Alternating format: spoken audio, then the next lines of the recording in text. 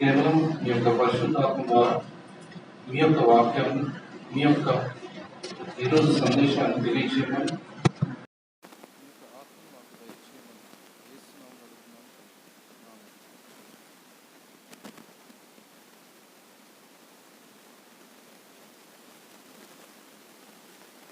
ఈరోజు అంశం ఏంటంటే క్రైస్తవులకి ఎంతవరకు దేవుని మీద భక్తి భయం ఉంది అని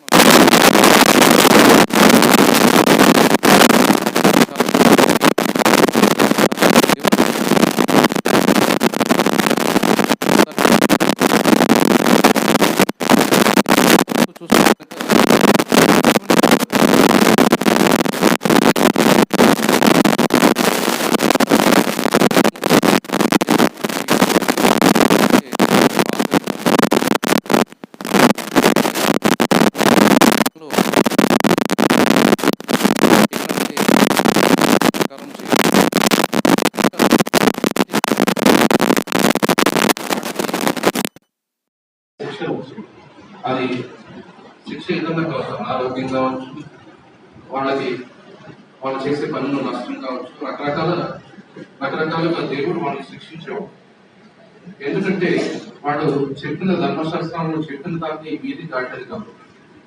ఇక్కడ మనం చూస్తే పాత నిబంధనలు అంతా కూడా వాళ్ళు ధర్మశాస్త్రం ప్రకారం నడవకపోతే వాళ్ళకి చాలా నష్టం వస్తుంది, వాళ్ళు చాలా విధాలుగా కష్టాలు పడతారు. కాబట్టి ప్రతి ఒక్కళ్ళు ధర్మశాస్త్రం ప్రకారం నడవాలని చెప్పి ఒక భయంతో దేవుడిని ఆరాధించేవారు.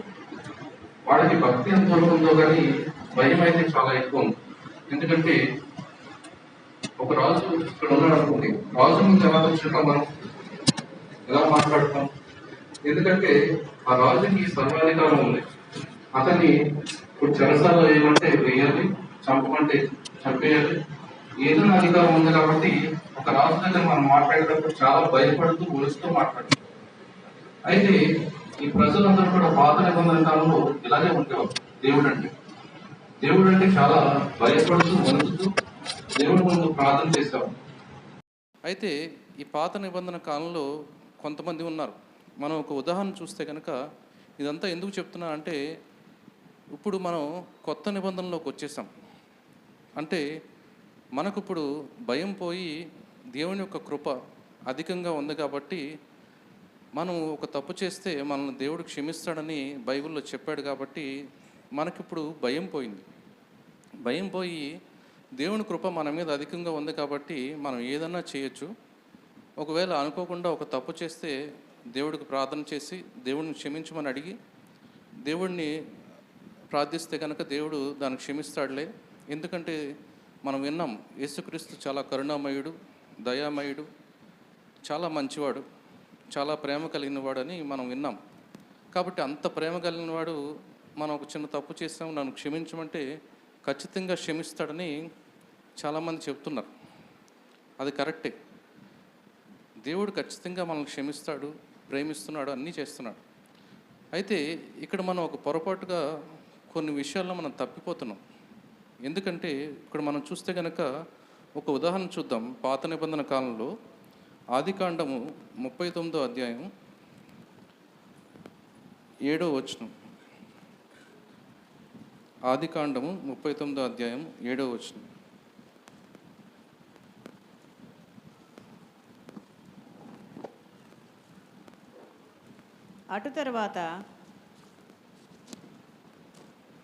అటు తర్వాత అతని యజమాని భార్య యోసేపు మీద కన్నెవేసి తనతో శయనించమని చెప్పెను. అయితే అతడు ఒప్పక, నా యజమానుడు తనకు కలిగినదంతయు నా చేతికి అప్పగించెను కదా, నా వశమున తన ఇంటిలో ఏమి ఉన్నదో అతడు ఎరుగడు. ఈ ఇంటిలో నాకంటే పైవాడు ఎవడనూ లేడు. నీవు అతని భార్యవైనందున నిన్ను తప్ప మరి దేనిని నాకు అప్పగింపకై ఉండలేదు. కాబట్టి నేను ఎట్లు ఇంత ఘోరమైన దుష్కారము చేసి దేవునికి విరోధంగా పాపము కట్టుకుందనని తన యజమాని భార్యతో అని. చాలు. అయితే ఇక్కడ మనం చూస్తే కనుక యోసేపు వయస్సు ఎంత అంటే 19 సంవత్సరాలు లేదా 20 సంవత్సరాల లోపు ఒక యవ్వన ప్రాయంలో ఉన్నంత బట్టి యోసేపు అతనికి అన్ని అధికారాలు ఉన్నాయి. అక్కడ ఒక రాజు భార్య తనతో శయనించమని అడుగుతుంది. అయితే ఇలా అడిగినప్పుడు ఒక యవనస్తుడై ఉండి, ఇక్కడ మనం చూస్తే కనుక ఇది పాత నిబంధన కాలం. యోసేపు దగ్గర బైబిల్ లేదు ప్రతిరోజు చదువుకోవడానికి. యోసేపు వాళ్ళ తల్లిదండ్రులు లేరు ఒకవేళ తప్పు చేస్తే అడగడానికి. యోసేపు బంధువులు లేరు, అక్కడ వీళ్ళెవరూ లేరు. అది పక్కన పెడితే ఇక్కడ యోసేపు రాజు భార్య తప్ప ఇంకెవరూ లేరు. ఒకవేళ వాళ్ళు తప్పు చేస్తే ఇక్కడ ఎవరికీ తెలియదు. ఇక్కడ అతనున్న వయసు చూస్తే 20 ఏళ్ళు 19 ఏళ్ళు, అంటే ఇంకా ఒక దృఢమైన సంకల్పం లేని ఒక వయసు అది. అంటే చాలా ఈజీగా పాపంలో పడిపోయే వయసు. ఈ వయసులో తన తల్లిదండ్రులు లేరు, బంధువులు లేరు, ఇంకా అతను అడగడానికి ఎవరూ లేరు, రాజు లేడు. ఒకవేళ ఇలాంటి పరిస్థితి ఎవరైనా వస్తే ఏం చేస్తారంటే చాలా ఈజీగా ఆ పాపంలో పడిపోతారు. అయితే ఇక్కడ ఈరోజు మనం చూస్తే మనం ఇప్పుడు ప్రతి ఒక్కరి దగ్గర బైబిల్ రూపంలో ఉంది, మన ఫోన్లో ఉంది. మనం ఎన్నో రకాలుగా దేవుడి వాక్యాలు వినడానికి మనకి చాలా వసతులు ఉన్నాయి. అంటే ప్రతిరోజు ఆదివారం మనం వస్తున్నాం, శుక్రవారం శనివారం చాలా వాక్యాలు వింటున్నాం, ప్రసంగాలు వింటున్నాం, బైబిల్ చదువుతున్నాం, మనకు తల్లిదండ్రులు దేవుడి గురించి చెప్తున్నారు. ఇలాగా ఇన్ని చేస్తున్నా కానీ చాలామంది పాపంలో పడిపోతున్నారు. ఇక్కడ మరి యోసేపు పాపంలో ఎందుకు పడలేదు? అతని దగ్గర బైబిల్ లేదు, లేకపోతే అతను మనలాగా ఒక సహవాసంలో కానీ సంఘంలో కానీ లేడు. అతనికి పైన చెప్పడానికి ఒక పాస్టర్ లేడు. అతనికి బుద్ధి చెప్పడానికి వాళ్ళ తల్లిదండ్రులు ఎప్పుడో చిన్నప్పుడు చెప్పారు, అయితే ఇప్పుడు దగ్గర ఎవరు లేరు. ఇలాంటి పరిస్థితుల్లో యోసేపు తప్పు చేయకుండా ఎందుకు ఆగిపోయాడంటే ఇక్కడ 9వ వచనం చెప్తున్నాడు, నేను ఇంత ఘోరమైన దుష్కార్యం చేస్తే దేవునికి విరోధంగా పాపం కట్టుకుందునని తన యజమాని భార్యతో చెప్పాను. ఇక్కడ తను తెలుసుకున్నది ఏంటంటే పాపము ఎవరికి వ్యతిరేకమైందంటే, ఎవరికి విరోధంగా పాపం చేస్తున్నాడంటే రాజుకు కాదు. ఇక్కడ మోసం చేసేది రాజు కాదు, దేవునికి వ్యతిరేకంగా ఈ పాపం చేసి ఆ పాపాన్ని నేను తీసుకోలేనని చెప్తున్నాడు. అంటే ఇక్కడ ఒక లక్షణం మనం గమనించి చూస్తే కనుక యోసేపులో ఉన్నది ఏంటంటే దేవుడి మీద భయం, భక్తి. ఇవి రెండే ఉన్నాయి. ఇవి రెండు తప్ప మనం అనుకున్నట్టు ఇంకా ఏవీ లేవు అతని దగ్గర. అప్పుడు చాలామంది పిల్లలు కానీ యవనస్తులు కానీ వేరే వేరే ఊర్లకు వెళ్తున్నారు, సిటీలకు వెళ్తున్నారు చదువుకోవడానికి, ఇంకొక దానికి, లేదా కొంతమంది ఫారిన్ వెళ్తున్నారు. మేము చాలామందిని చూస్తాం. ఏంటంటే అక్కడ సపోజ్ ఇక్కడ నుంచి యుఎస్ లేకపోతే జర్మనీ అక్కడికి వెళ్ళారు అనుకోండి, అక్కడ అసలు చుట్టుపక్కల ఉండేవాళ్ళు ఎవరు వాళ్ళకి తెలియదు. అక్కడ ఎలాగైనా ఉండొచ్చు, అక్కడ అడిగేవాళ్ళు లేరు. అలాగే ఉన్నారు కాబట్టి చాలామంది పాపంలో పడిపోతున్నారు. అయితే వీళ్ళలో చాలామంది క్రైస్తవులు కూడా ఉన్నారు. కానీ ఇక్కడ మనం ఎందుకు చెప్తున్నానంటే యోసేపు అన్ని పరిస్థితులు అనుకూలంగా లేకపోయినా దేవుడికి వ్యతిరేకంగా ఈ పాపం నేను చేయకూడదు. ఎందుకు చేయకూడదు అంటే అతనికి తన చిన్నతనంలో అతని తండ్రి చెప్పిన మాట గుర్తుంది. ఏంటంటే దేవుడు అంటే మనకి భయం ఉండాలి, భక్తి ఉండాలి. ఇక్కడ ఆ పునాది ఎక్కడ పడిందంటే తన తల్లిదండ్రులు లేదా తండ్రి చెప్పిన మాట ఏంటంటే మనం దేవుడి మీద భక్తి కలిగి ఉండాలి, భయం కలిగి ఉండాలి. ఎందుకంటే పాపం చాలా ఘోరమైనది. ఈ ఒక్క మాట అతన్ని పాపాన్ని నుంచి రక్షించింది. మరి మనం అందరూ ఈ మాట వినట్లేదా అంటే మన తల్లిదండ్రులు ఎంతమంది చెప్పలేదు పాపం చేయొద్దని కానీ పాపంలో పడొద్దని కానీ, పాస్టర్లు చెప్తున్నారు, అందరూ చెప్తున్నారు. అయితే ఇక్కడ ఒక లోపం ఉంది. అదే నేను చెప్పాలనుకున్నది. మనం వింటున్నాము, ఒకవేళ ఈ పని చేస్తే ఏంటి? ఈరోజు మనం చాలామంది వింటున్నది ఏంటంటే పాపం అనుకోకుండా చేశారా లేదా అనుకుని చేశారా, ఓకే ఏదో అయిపోయింది, ఇంక మళ్ళీ చేయకండి, దేవుడు మిమ్మల్ని క్షమిస్తాడు, ప్రార్థన చేయండి, దేవుడు మిమ్మల్ని క్షమిస్తాడు. ఎందుకంటే దేవుడు మన మీద చాలా అపారమైన కృప ఉంది. దేవుని కృప మన మీద చాలా అధికంగా ఉంది కాబట్టి దేవుడు మనం చేసిన పాపాన్ని క్షమిస్తాడని చెప్తున్నాం. ఇక్కడ మనం అక్కడే దారి తప్పిపోతున్నాం. పాత నిబంధన ఒక దేవుడు మనం ఎప్పుడు గుర్తుంచుకోవాలి, పాత నిబంధన లేకుండా కొత్త నిబంధన మనం తీసుకున్న వచ్చి ఉండొచ్చు, కానీ పాత నిబంధన అయిపోయిన తర్వాత కొత్త నిబంధనలోకి వచ్చాడు. మరి చాలామంది అనుకుంటారు పాత నిబంధన కొట్టివేయబడింది, కొత్త నిబంధనలోకి వచ్చామని. యేసుక్రీస్తు ఏం చెప్పాడంటే, ధర్మశాస్త్రం ఏది చేయలేకపోయిందో అది నేను చేయడానికి వచ్చాను.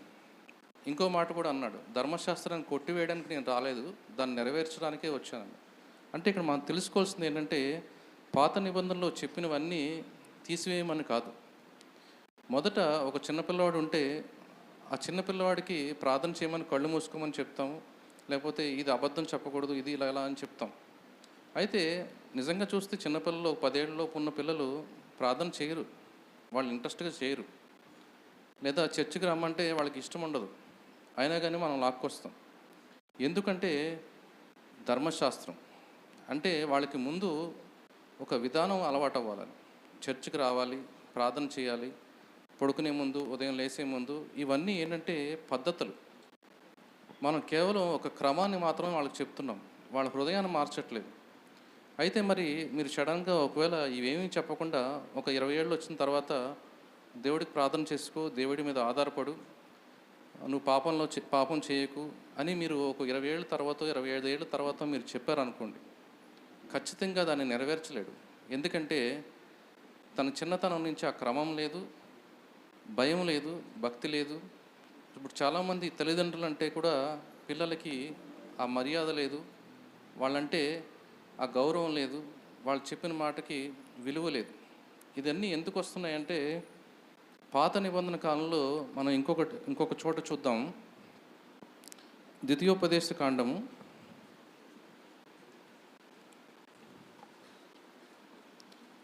21వ అధ్యాయం 18 నుంచి 21వ వచనం.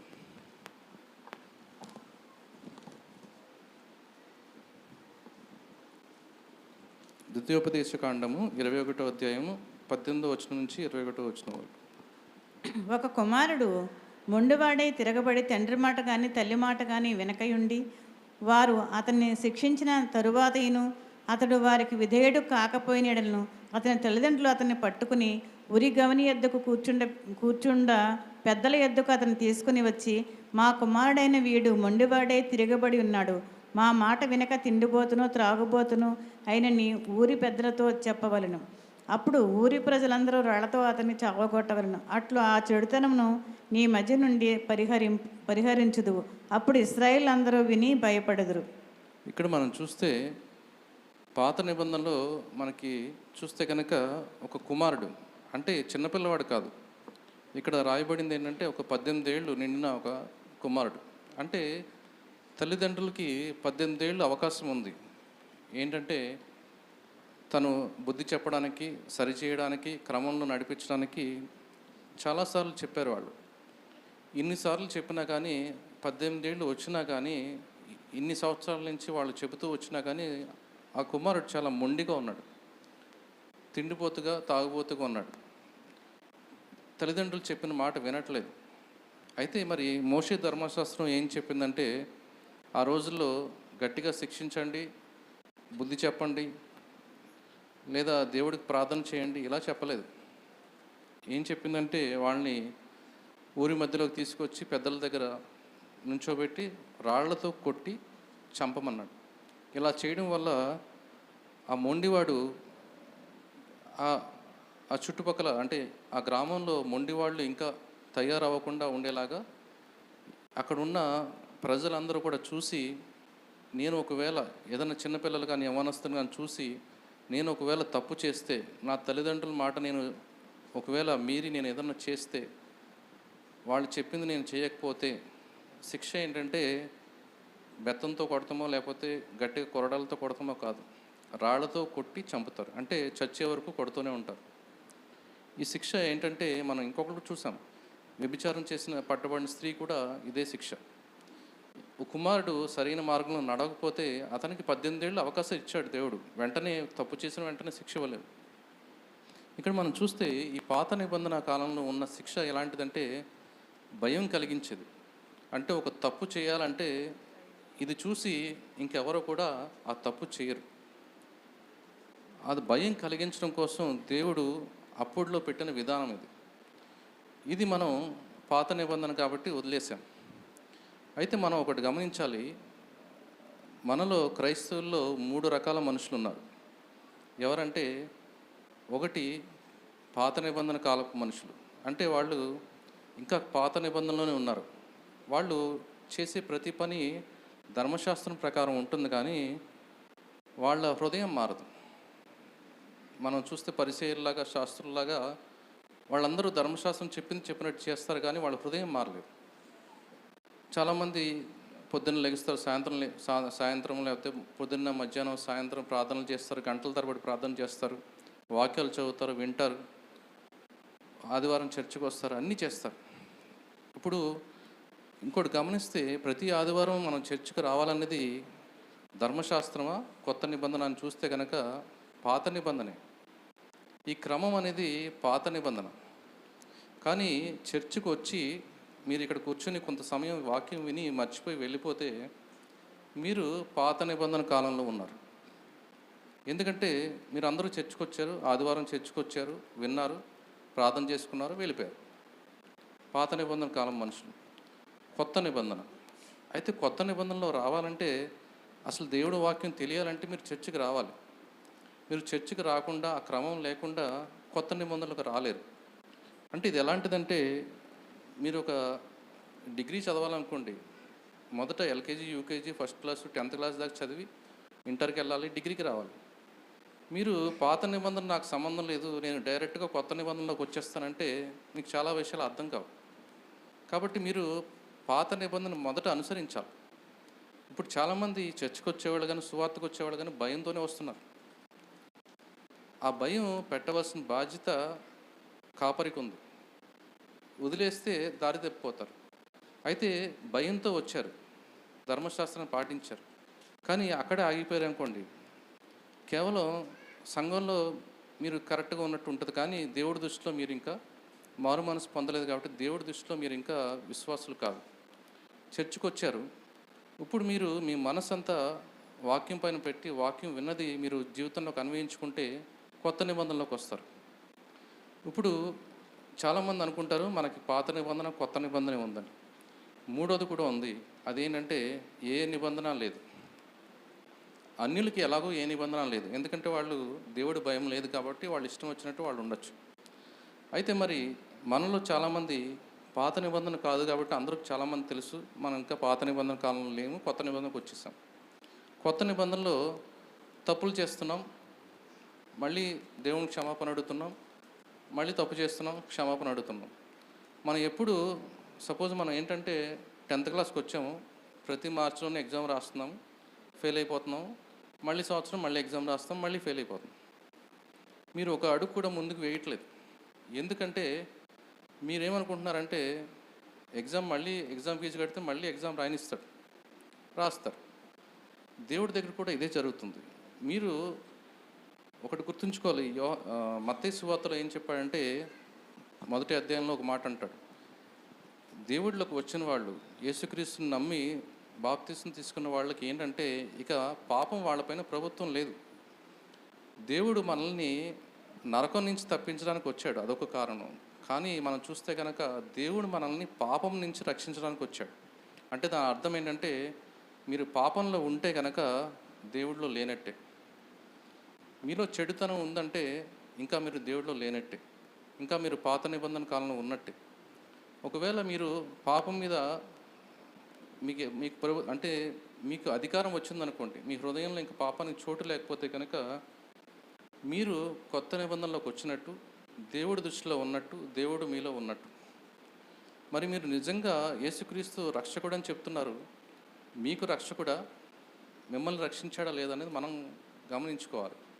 అయితే నేను చెప్పినట్టు కొత్త నిబంధనలోకి వచ్చిన వాళ్ళు ఎవరంటే ఇంకా మీరు పాపం చేయరు, ఎందుకంటే మీ మీద కృప అధికంగా ఉంది.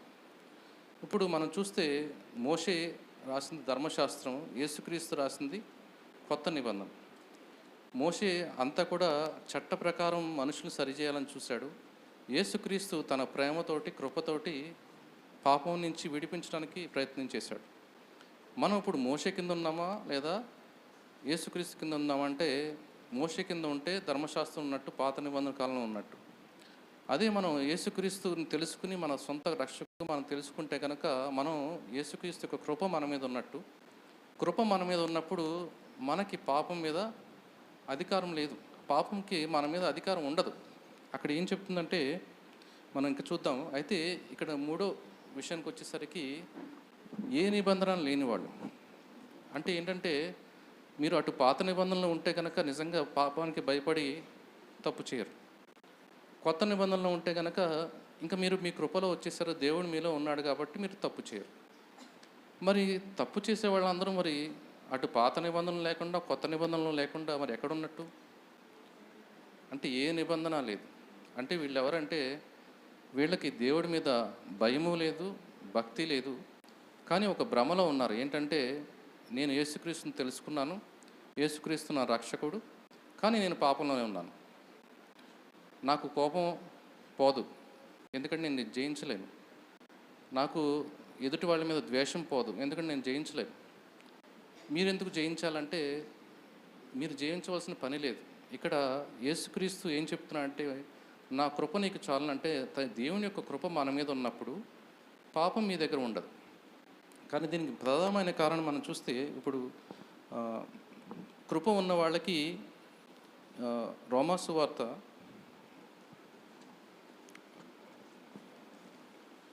6:14 చూడండి.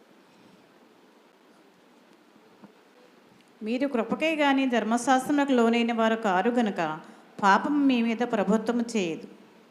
చాలు. అయితే పాపం మీ మీద ప్రభుత్వం చేయదు. ఎవరి మీద ప్రభుత్వం చేయదంటే ఎవరైతే దేవుని కృపలో ఉన్నారో వాళ్ళ మీద పాపం ప్రభుత్వం చేయదు. అయితే మరి అంతకుముందు వారం పాస్టర్ల సమావేశంలో ఒక పాస్టర్ గారు చెప్పారు, కృప గురించి చాలా బాగా చెప్పారు. అంటే ఏంటి, ప్రతి ఒక్కళ్ళు దేవుని కృప అంటారు, కానీ ఆ కృప మన మీదకి ఎలా వస్తుందని చాలా వివరంగా చెప్పారు. అయితే ఎవరి మీద అయితే దేవుని కృప ఉందో వాళ్ళకి ఇంకా వాళ్ళ మీద పాపం ప్రభుత్వం చేయదు. అయితే మరి కృప ఎలా వస్తుంది అని మనం చూస్తే కనుక 1 పేతురు 5వ అధ్యాయం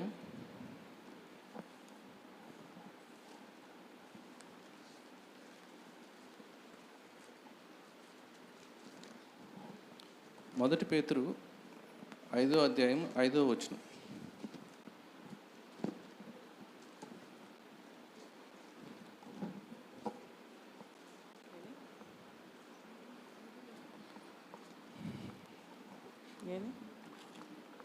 పేతురు రాసిన మొదటి పత్రిక 5వ అధ్యాయం 5వ వచనం.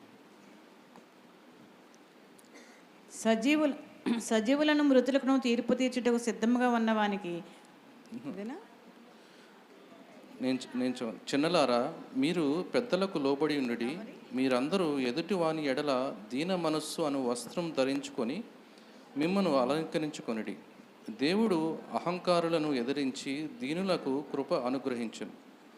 ఇక్కడ మీరు చూస్తే కృప ఎలా వస్తుందని దేవుడు ఇక్కడ క్లియర్గా చెప్పాడు. ఎవరైతే పాపం నుంచి విడుదల పొందాలనుకుంటున్నారో వాళ్ళు ఏం ప్రార్థన చేయాలంటే, నీ కృప నా పైన ఉండాలని. అయితే మరి ప్రార్థన చేస్తారు. ఎంత ప్రార్థన చేసినా చాలామంది అంటారు, నేను నిజంగా తప్పు చేయకూడదు అనుకుంటాను, కోప్పడకూడదు అనుకుంటాను, లేకపోతే ఈ పాపం చేయకూడదు అనుకుంటాను, కానీ మళ్ళీ పాపంలో పడతాను. దీనికి ఒక కారణం ఉంది. ఆ కారణం ఏంటంటే ఇక్కడ దేవుడు క్లియర్గా చెప్తున్నాడు, దేవుడు అహంకారులను ఎదిరించి దీనులకు కృప అనుగ్రహించును. అంటే దీని అర్థం ఏంటంటే, దేవుడు కృప ఎవరికి అనుగ్రహిస్తాడంటే అహంకారులకి ఇవ్వడు. కేవలం ఎవరైతే దీన మనస్సు కలిగి ఉంటారో వాళ్ళకి మాత్రమే, వాళ్ళ మీద మాత్రమే దేవుని కృప ఉంటుంది. మరి దీన మనస్సు అంటే అర్థం ఏంటి అంటే, చాలా అనుకుగా మాట్లాడటము, లేకపోతే చాలా నెమ్మదిగా మాట్లాడడం, వినయంగా మాట్లాడడం, లేదా తెల్ల వస్త్రాలు, చాలామంది క్రైస్తవులు ధరించినట్టు తెల్ల వస్త్రాలు ధరించుకుని ఉంటారు, కింద కూర్చుంటారు, లేకపోతే ఇలా బయటకు కనబడేవన్నీ కూడా దీన మనస్సు కాదు. చాలామంది అనుకున్నట్టు చాలా జాగ్రత్తగా మాట్లాడే వాళ్ళు అందరూ దీనులు. ఇప్పుడు చాలామంది పేదలను చూస్తాం మనం, వాళ్ళు చాలా దీనస్థితిలో ఉన్నారనుకుంటాం, కానీ వాళ్ళ హృదయం చూస్తే చాలా గర్వంగా ఉంటుంది. ఇక్కడ మనం తెలుసుకోవాల్సింది ఏంటంటే, దేవుని కృప లేదా ఏదో ఒక పాపం మీద మనం ఇంకా అధికారం పొందలేకపోతున్నాం, ఇంకా మన పాపంలో నిలిచి ఉన్నామంటే దాని అర్థం ఏంటంటే మనలో ఇంకా అహంకారం ఉంది. దేవుడు అనుకున్నట్టు మనకింకా ఆ దీన మనస్సు రాలేదు. ఒకవేళ మీరు అనుకోవచ్చు, లేదా నేను అనుకోవచ్చు, నేను చాలా దీనంగా ఉన్నాను, చాలా అనుకుగా ఉన్నాను, చాలా తగ్గించుకుని ఉన్నానని నేను అనుకోవచ్చు. కానీ దేవుడి దృష్టిలో నేను ఇంకా, నా హృదయంలో ఇంకా గర్వం ఉంది, నా మీద నాకు ఎక్కువ నమ్మకం ఉంది దేవుడి కన్నా. ఇలాగా ఎప్పుడైతే నేను నా హృదయంలో తగ్గింపు లేదో, ఆ తగ్గింపు వచ్చే వరకు కూడా మీకు పాపం మీద ప్రభుత్వం రాదు. అంటే పాపాన్ని మీరు జయించలేరు. మీరు కేవలం చాలామంది అనుకున్నట్టు మోషే ధర్మశాస్త్రం ఎప్పటికీ కూడా పాపాన్ని జయించలేకపోయింది. వాళ్ళు తప్పు చేయలేదు, కానీ వాళ్ళ హృదయంలో పాపం ఉంది, వాళ్ళ ఆలోచనలో పాపం ఉంది. పాత నిబంధనలో హృదయాన్ని చూడలేదు, కేవలం వాళ్ళు తప్పు చేస్తేనే తప్పు చేసినట్టు. హృదయంలో తప్పుడు ఆలోచన ఉంటే అది తప్పు కాదు. కానీ యేసుక్రీస్తు అన్నాడు, మీరు కేవలం మోహపు చూపుతో చూస్తేనే మీరు తప్పు చేసినట్టు. అంటే మీ హృదయంలో కూడా చెడు ఉండకూడదు. మీ హృదయంలో చెడు ఉండకూడదంటే మీ హృదయం దేవునితో నిండి ఉండాలి, దేవుని వాక్యంతో నిండి ఉండాలి, హృదయం అంతా పరిశుద్ధంగా ఉండాలి. అలా ఉండాలంటే దేవుని కృప ఉండాలి. దేవుని కృప ఉండాలంటే మీరు తగ్గించుకోవాలి. తగ్గించుకోవడం అంటే మనం ఏ స్థితి దాకా తగ్గించుకోవాలంటే దేవుడు చెప్పింది చెప్పినట్టు చేసే స్థితికి మనం రావాలి. ఒకవేళ ఇప్పుడు నేను కూడా ఒక చోట పని చేస్తాను. ఇప్పుడు నా పైన అధికారి ఒక పని చెప్పొచ్చు, నాకు అది కరెక్ట్ కాదనిపించవచ్చు, కానీ నేను చెయ్యాలి. ఎందుకంటే నేను ఒక అధికారి కింద నేను పనిచేస్తున్నాను, ఆయన చెప్పినట్టు నేను చేయాలి. కానీ చాలాసార్లు నేను కూడా చూశాను ఏంటంటే, ఆయన చెప్పింది ఆయన తెలియక ఇది చెప్పాడు, కానీ ఇది కరెక్ట్ కాదు, నేను ఎలా చేస్తేనే బాగుంటుందని నేను అనుకుంటాను. అలా చేసినప్పుడు మనం ఏం చేస్తున్నాం అంటే, అధికారిని అక్కడ ఏం చూపిస్తున్నాం అంటే మన అహంకారాన్ని చూపిస్తున్నాం. అంటే ఏంటి, మనకి ఆయన చెప్పింది ఒప్పుకునే స్థితి మనకు లేదు. ఇక్కడ దేవుడు చెప్పింది కూడా చాలా విషయాల్లో, ఆ వాక్యం చెప్పింది ఇలా జీవించాలంటే మన వల్ల కాదు, ఇలాగ మనం అబద్ధాలు ఆడకుండా ఉండాలంటే మన వల్ల కాదు, కోప్పడకుండా ఉండాలంటే అది మన వల్ల కాదు. దేవుడు చెప్పాడు కానీ ఇది సాధ్యం కాదు. మీరు చూస్తే కనుక ఇక్కడ ఇంకొక చోట దేవుడు ఏం చెప్పాడంటే, మనలాగే యేసుక్రీస్తు కూడా ప్రతి శోధనని అన్నిటినీ అనుభవించాడు, కానీ ఎక్కడ పాపంలో పడలేదు, ప్రతి దాని నుంచి జయించాడు, ప్రతి పాపం నుంచి జయించాడు. మనం చూడవలసింది, మోషే ధర్మశాస్త్రం ఫెయిల్ అయిపోయింది, ఎందుకంటే పాపం హృదయం నుంచి తీయలేకపోయింది. యేసుక్రీస్తు కృప ఏం చేసిందంటే మనల్ని పరిశుద్ధులుగా చేసింది. అది పరిశుద్ధులుగా ఎలా జీవించాలో కూడా యేసుక్రీస్తు మనకు జీవించి ప్రతి శోధనని, ప్రతి ఇబ్బందుల్ని ఎదిరించి పాపంలో పడకుండా తన జీవితాన్ని గడిపాడు, చూపించాడు, మనకి ఒక మాదిరి చూపించి వెళ్ళాడు. ఇప్పుడు మనం అందరూ కూడా ఆ పని చేయగలం. కేవలం మనం ఏం చేయాలంటే తగ్గించుకోవాలి.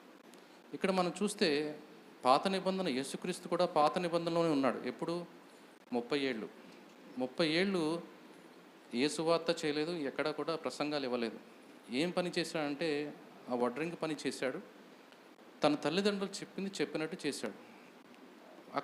ఎక్కడ కూడా యేసుక్రీస్తు ఎదిరించలేదు. వాళ్ళకన్నా కూడా చాలా జ్ఞానం కలిగినవాడు, కానీ తల్లిదండ్రులు చెప్పిన మాటని ఎదిరించలేదు.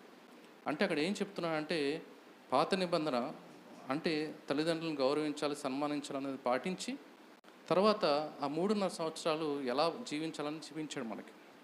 ఇక్కడ మనం చెప్పాలనుకున్నది ఏంటంటే, ముఖ్యంగా మనలో చాలామందికి భయం లేదు. భయం లేకపోతే నేను అన్నట్టు భయం లేకుండా మీరు కృపలోకి రాలేరు. దేవుడి మీద భయం ఉంటేనే మనం తప్పు చేయకుండా ఉంటాం. ఎందుకంటే ఈ రోజుని మన పిల్లలు కానీ, చాలామంది మనం కానీ బయటకు వెళ్తుంటాం, ఎక్కడో తిరుగుతుంటాం, ఏదో పని చేస్తుంటాం, ఎక్కడైనా పాపంలో పడిపోవచ్చు. ఇక్కడ మనల్ని ఎల్లకాలం మన చుట్టూ ఉండి ఎవరు కూడా కాపాడరు. దేవుడి భయం మనలో లేకపోతే మనం చాలా ఈజీగా జారిపోతాం. కాబట్టి మొదటిది భయం కావాలి. ఆ భయం మనం నేర్పించాలి. ఆ భయం ఉండాలి. దేవుని కృప ఉండాలంటే మనం తగ్గించుకోవాలి.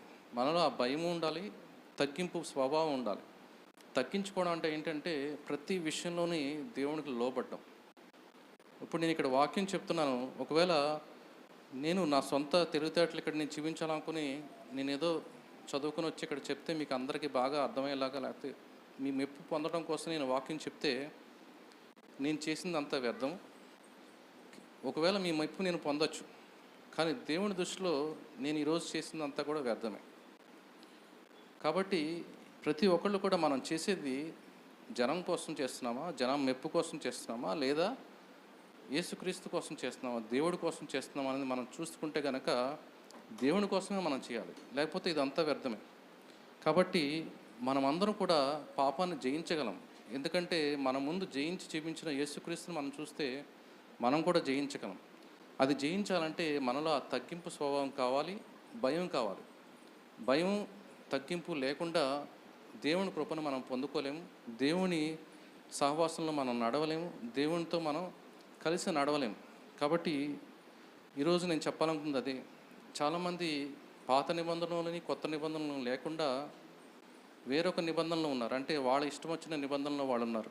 అలా ఉంటే మనం చివరికి పాత నిబంధనలో ఉంటే కనుక అట్లీస్ట్ దేవుడు మనల్ని తీర్పులోకి తీసుకొచ్చి శిక్ష వేసి మనకి పరలోకం రాజ్యం చేర్చే అవకాశం ఉంది. కానీ కొత్త నిబంధనలు ఉంటే తీర్పులోకి కూడా వెళ్ళక్కర్లేదు మనం, ఎందుకంటే పాపాన్ని జయిస్తాం కాబట్టి. ఇలా కాకుండా ఏ నిబంధనలోని మనం లేకపోతే కనుక మనం ఖచ్చితంగా పరలోక రాజ్యం చేరడానికి మనం అర్హులం. కాబట్టి ఈ విషయాన్ని ఇంకోసారి నేను తెలియజేయాలనుకుంటున్నాను. కాబట్టి మనం అందరం కూడా దేవుని కృపలో దేవుని యొక్క భయంతో మనం ఉండాలని కోరుకుంటూ చిన్న ప్రార్థన చేసుకుంటాం.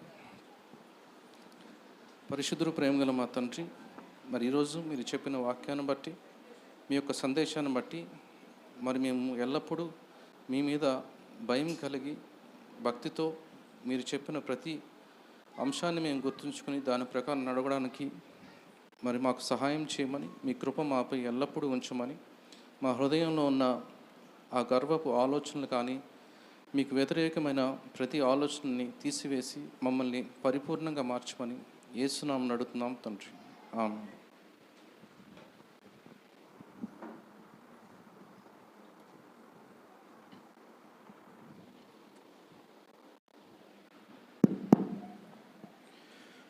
కృపచేత నన్ను రక్షించినావి, కృప వెంబడి కృపతో నన్ను బలపరచితివే, నన్నెంతగానో ప్రేమించినావే, నా పాపములు కడిగి పరిశుద్ధ పరచితివే. హల్లెలూయా యేసునాథా, కృతజ్ఞతా స్తుతులు నీకే. హల్లెలూయా యేసునాథా, కృతజ్ఞతా స్తుతులు నీకే. దేవుని స్తోత్రం. 2006లో ఒక ప్రాంతానికి వెళ్ళినప్పుడు ఒక పాస్టర్ గారు వాక్యం బోధిస్తున్నాడు. దానికి ముందు సాక్ష్యం చెప్తున్నాడు. అతనంట గుళ్ళో పూజారట, బ్రాహ్మణ్స్. పూజారి పని వదిలిపెట్టి యేసు ప్రభు దగ్గరికి వచ్చాడట. అతను యేసు ప్రభువులోనే సరిగ్గా నడవలేకపోతున్నాడంట. ఎంతసేపు ఆ దేవుడు మాటల్లోకి వచ్చేస్తున్నాడంట. ఈ దేవుడు గురించి మాట్లాడుతున్నాడంట, ఆ దేవుడి గురించి గుర్తు చేసుకుంటున్నాడంట. ఫైనల్గా అతని జీవితం ఎలాగైందంటే అతనే చెప్తున్నాడు, రెంటికి చెడ్డ రేవడి. అంటే మట్టి పాత్రకి పనిచేయలేదు, భూమికి పనిచేయలేదు. ఆ మట్టి వ్యర్థమైపోయి బయట పారేయవలసి వచ్చింది. ఇప్పుడు రాజేష్ చెప్పింది వాళ్ళే. అటు పాత నిబంధన లేదు, ఇటు కొత్త నిబంధన లేదు, ఏ నిబంధన లేదు వాళ్ళకి. వాళ్ళు ఇష్టం వచ్చినట్టు జీవిస్తారు. వాళ్ళు దేవుని రాజ్యానికి వారసులు కారు. ఈరోజు చిన్న చిన్న మాటలతో తొందరగా ముగించుకుంటాం.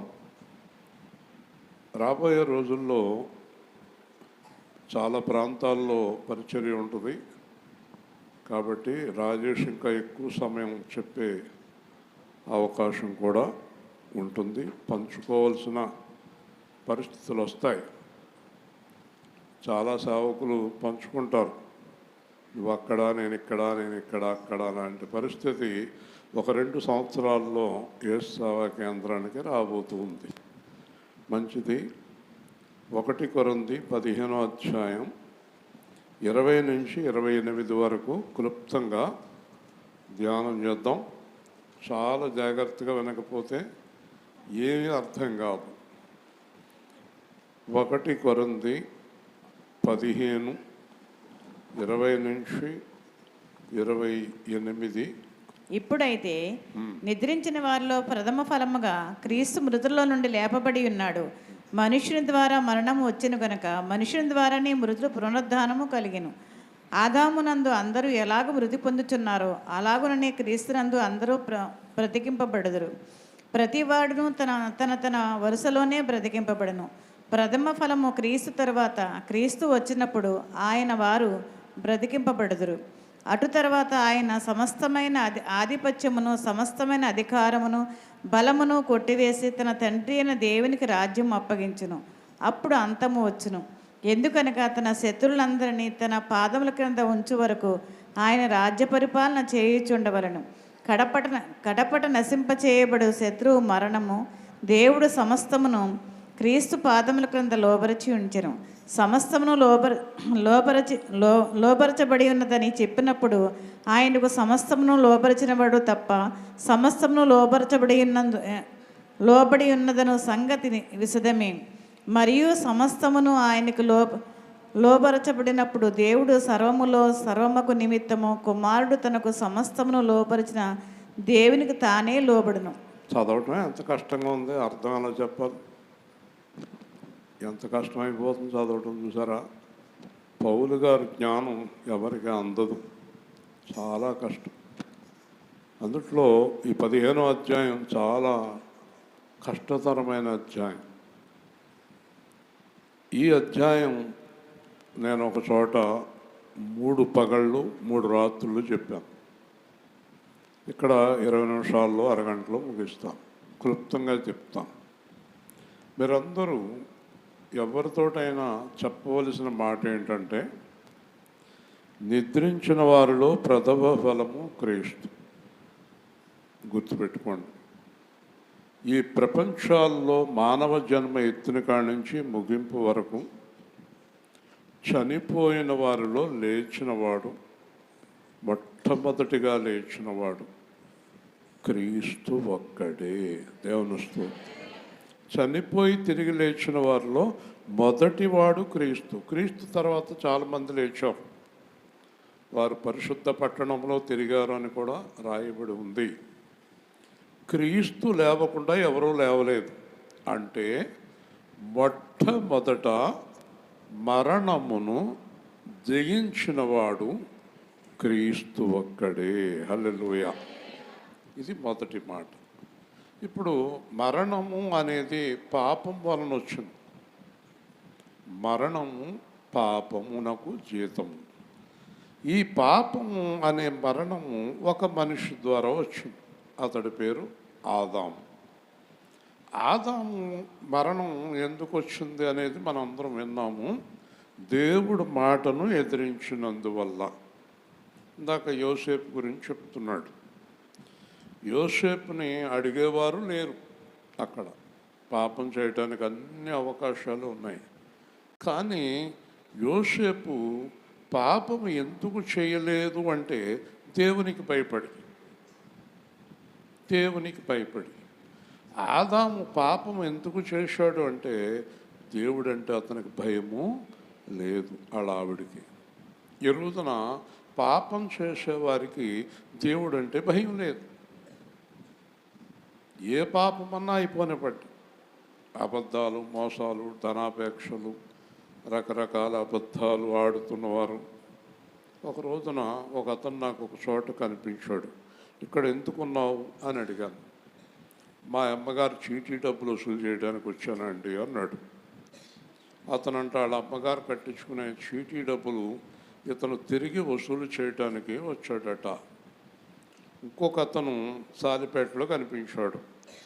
నువ్వేం చేస్తున్నావు అన్నాను. ఇద్దరు ఈ సంఘంలో వాళ్ళే. మా అమ్మగారు ఇచ్చిన డబ్బులకి వడ్డీ పట్టుకెళ్తానికి వచ్చానండి అన్నాడు. మీ అమ్మగారు ఇచ్చే డబ్బుల యొక్క వడ్డీ ఎంత అని అడిగాను. 5 రూపాయలండి అన్నాడు. 100కి 5 రూపాయలు వడ్డీ అట. కాబట్టి ఈ చీటులు వేసేవారు కూడా చాలా మోసకరంగా ఉండేవాళ్ళు ఉన్నారు. ఈ పిల్లలు వాళ్ళ అమ్మకేమో ఈయన సాయం చేస్తున్నాడు, వీళ్ళ అమ్మకేమో ఈయన సాయం చేస్తున్నాడు. వీళ్ళిద్దరు మా సంఘానికి వస్తున్నారు. వీళ్ళిద్దరు ఉద్దేశం ఏంటంటే, మా అమ్మ పని నేను చేస్తున్నాను కానీ నేను తప్పు చేయడం లేదు. మా అమ్మ పని నేను చేస్తున్నాను, నేను తప్పు చేయడం లేదు. బైబిల్ ఏం చెప్తుందంటే, తప్పు చేయించేవారికి తప్పు చేసేవారికి సమానమైన శిక్ష. దేవుని స్తోత్రం. ఈ పిల్లవాడు వాళ్ళమ్మ చెప్పినట్టు వినకూడదు. నేను ఈ పాపం చేయనమ్మా అనాలి. యోసేపు అంటున్నాడు, నేను ఈ పాపం చేయను తల్లి అన్నాడు. కానీ ఇతడు పాపం చక్కగా చేస్తున్నాడు. ఈ రోజున చాలామంది రకరకాల వారు ఉన్నారు. రాజేష్ చెప్పిన దాంట్లో ఒక మాట చెప్తాను. నటించేవారు, పని చేసేవారు. ఉదాహరణకి నా దగ్గర చాలా వేల మంది పనిచేసేవారు. నేను ఎక్కడికి విజిటింగ్కి వెళ్ళినా గబగబా అందరూ లేచి దండం పెట్టేవారు. ఆవిడ ఎవరైనా పట్టుకోండి అలా వదిలేస్తారు. దండం పెట్టేవారు. దండం పెట్టిన తర్వాత ఎవరి పనిలో కాళ్ళు వెళ్ళిపోయేవారు. కానీ ఒక 4-5 నాకు కూడా తిరిగేవారు. కొంతమంది ఏమో వాళ్ళ పనిలోకి వెళ్ళిపోయేవారు, కొంతమంది కూడా తిరిగేవారు.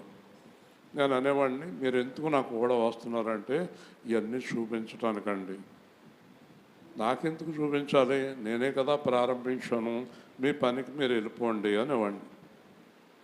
అలా కాదండి, మీ కూడా ఉంటే మర్యాద కదండి అని అనేవారు. ఇప్పుడు తర్వాత నాకు హాని చేసిన వారు నేను వెళ్ళినప్పుడు నమస్కారం పెట్టి ఆడ పనిలోకి వెళ్ళిన వాళ్ళు ఎవరు హాని చేయలేరు, నాకు కూడా తిరిగిన వాళ్ళే నాకు హాని చేశారు. హల్లెలూయా. వీళ్ళ నాటకాలు ఆడేవాళ్ళు, వాళ్ళ పని చేసేవాళ్ళు. నాటకాలు ఆడేవాళ్ళు పని చేయరు. పని చేసేవారికి నాటకాలు ఆడటానికి టైం ఉండదు. కానీ దేవుడు సంఘానికి వచ్చేవారందరినీ పరలోకం తీసుకెళ్ళు. కానుకలు ఇచ్చేవారిని, దశభాగాలు ఇచ్చేవారిని అని కాదు, ప్రార్థన చేసేవారిని అని కాదు. దేవుడికి హృదయములో నిజముగా భయపడి పాపం మానేసిన వారిని మాత్రమే దేవుడు లక్ష్యం ఉంచుతాడు. హల్లెలూయా. యాక్షన్ చేసేవాళ్ళని కాదు. పాస్టర్ల దగ్గర నుంచి విశ్వాసుల దాకా వెరీ గుడ్ యాక్టర్. సినిమా యాక్టర్లు సరిపోరు వీళ్ళకి. సినిమా యాక్టర్లు కూడా సరిపోరు కదా. కాబట్టి యాక్టింగ్ యేసు ప్రభు దగ్గర పనిచేయదు. హృదయస్ఫూర్తిగా దేవుణ్ణి నమ్ముకోవాలి.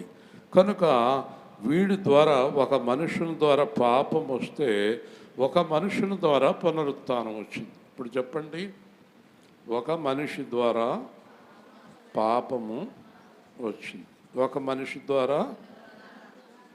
ఇప్పుడు మనం ఏ మనిషిని వెంబడించాలి? మరణం వచ్చిన వాడినా పునరుత్థానం? అందరూ చెప్పండి. అంతే కదా. మరి ఎందుకు అనుసరించట్లేదు? ఇప్పటికీ కూడా మనుషులు ఆదామునే అనుసరిస్తున్నారు. అంటే పెళ్ళం మాట వినేవాడు. పెళ్ళం మాట. ఆదాము ఎవరి మాట అన్నాడు? ఆదాము అన్నాడు, ఆ పండు దేవుడు తినదు. నేను తినమన్నాను, తినా అంతే, తినేశాడు. పెళ్ళాల మాటలు ఎన్ని తప్పులు చేసేవాళ్ళు. ఇందా నేను చెప్పాను కదా, అమ్మ మాట విని తప్పు చేసేవాళ్ళు, పిల్లల మాటలు విని తప్పు చేసేవాళ్ళు, చుట్టాల మాటలు విని తప్పు చేసేవాళ్ళు ఆదాము సంబంధులు. ఎవరి మాట విన్నా యేసుక్రీస్తులో కోసం జీవిస్తూ తప్పు చేయని వారే యేసుక్రీస్తు పిల్లలు. హల్లెలూయా. యేసుక్రీస్తు పిల్లలుగా ఉండటం ముఖ్యం. మనం ఈ పిచ్చదనుకు ఉంటుంది, మా ఆయన నా మాట వింటాడు. ఇంకో దాన్ని అడుగుతుంది, మీ ఆయన వింటాడా? మా ఆయన వింటాం.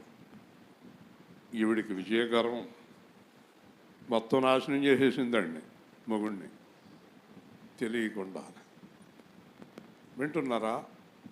ఆదాముని నాశనం చేసింది, అబ్రహాముని శాపంకరస్తులు చేసింది. దేవుడు అన్నాడు, 13 సంవత్సరాలు నీ పెళ్ళం మాట విన్నావు కనుక నీతో మాట్లాడినా అన్నాడు. అంటే నేను ఇప్పుడు భార్య మాట వినొద్దని చెప్తున్నానా? భర్త మాట వినొద్దని చెప్తున్నానా? పిల్లల మాట వినొద్దని చెప్తున్నానా? మీరు ఎవరి మాట వినకూడదని చెప్తున్నానా? కాదు. చెప్పబడిన మాట దేవునికి వ్యతిరేకమైతే ఎవడు చెప్పిన వినకూడదు. హల్లెలూయా. గట్టిగా, ఆ చెప్పబడిన మాట దేవుడికి వ్యతిరేకమైతే ఎవరు చెప్పినా వినకూడదు. అది ఇక్కడ చెప్పబడిన మాట. కాబట్టి ఆదామునందు ఎలాగ మృతి పొందుచున్నారో క్రీస్తునందు బ్రతికింపబడుదురు. ఆదాం ద్వారా చచ్చిపోతున్నారు, క్రీస్తు బతికిస్తున్నాడు. ఆదాం ద్వారా చచ్చిపోతున్నారు, క్రీస్తు బతికిస్తున్నాడు అనేది బైబిల్ సత్యం. అంటే పాపం ద్వారా చనిపోతున్నారు, యేసుక్రీస్తు రక్షణ ద్వారా బ్రతుకుతున్నారు. ఇప్పుడు నేను అడుగుతాను, ఒక మాట అడుగుతాను, ఎంతకాలం చనిపోతారు, ఎంతకాలం బ్రతుకుతారు? ఎంతకాలం బ్రతుకుతూ చనిపోతూ ఉంటారు అంటే నా మాట మీకు అర్థమైందా? ఒకరోజు దేవుడి కోసం బ్రతికి ఒకరోజు దెయ్యం కోసం బ్రతుకుతున్నారు. పొద్దున్న దేవుడు అంటారు, మధ్యాహ్నం దెయ్యం అంటారు, రాత్రికి దేవుడు అంటారు, పొద్దున్న దెయ్యము అంటారు. అంటే వీళ్ళు ఎవరో తెలుసా? నిలకడ లేనివారు. నిలకడ లేనివారు, ఏమాత్రము నిలకడ లేనివారు. దేవుడు ఎవరో తెలుసా? స్థిరమైన వాడు. నేను చెప్పదలుచుకున్నది ఏంటో తెలుసా? ఈరోజు నేను అబద్ధం ఆడకూడదని నిర్ణయించుకుంటే చచ్చే వరకు ఆడకూడదు.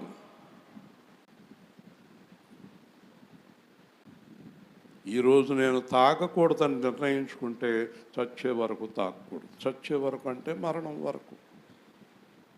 ఈరోజు నేను ఎవరిని, ఈ రోజు నుంచి నేను ఎవరిని ఏమి అనకూడదు అనుకుంటే మరణం వరకు అనకూడదు. ఈ రోజు నుంచి నేను లంచం తీసుకోని అనుకుంటే చచ్చిపోయే వరకు లంచం తీసుకోకూడదు. ఈ రోజు నుంచి నేను ఎవరిని గర్వంగా మాట్లాడను అనుకుంటే చచ్చిపోయే వరకు గర్వంగా మాట్లాడకూడదు. వాళ్ళే దేవుడి పిల్లలు. హల్లెలూయా. స్థిరమైన వారు, స్థిరమైన వారు. మా నాన్న నాకు ఎవరినిచ్చి పెళ్లి చేస్తాడో వాళ్ళే చేసుకుంటాను. రోడ్లంతా పోయి వాళ్ళు పికారోళ్ళని అందరినీ ప్రేమించి వాళ్ళతో తిరిగి ఇంకొకటి పెళ్లి చేసుకోను. మా నాన్న ఎవరితో చేస్తే వాళ్ళని చేసుకుంటాను. మా తల్లిదండ్రులు ఎవరిని నిర్ణయిస్తే వాళ్ళతోటి వివాహం చేసుకుంటాను. నా దేవుడు ఎవరిని నిర్ణయిస్తే వాళ్ళతోటి. నా దేవుడు ఏం చేయమంటే అది చేస్తాను. మధ్యలో గర్వం వచ్చేసింది నీకు. నీ చుట్టూ ఉన్నారు చాలా జనం, వాళ్ళల్లో ఎవరో ఒకళ్ళు నీకు నచ్చేస్తున్నారా? నీ హృదయం జారిపోయిందా? కదా, హృదయం ఎందుకు జారిపోతుంది? పైగా పాట ఒకటి, జారకుండా కాపాడు, పడకుండా పట్టుకో. ఇంకా ఆయనకి వేరే పనేమీ లేదు, ఇదే పని.